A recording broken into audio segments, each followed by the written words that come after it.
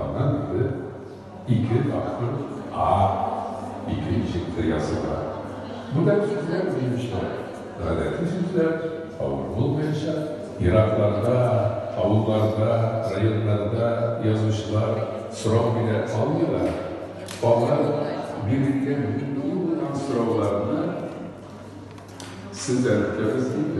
Mesela yazarlar diyor, mesela işte bu cümleleri ya ki bir sözler havalılar, eğitimde sırasanız bir şey, bir de oransız bulmaz da böyle.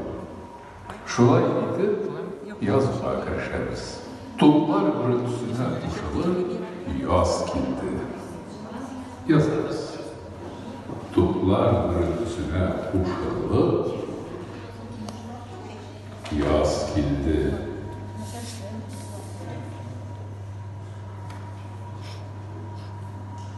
Toplar gürültüsüne kuşalı, yaz kildi.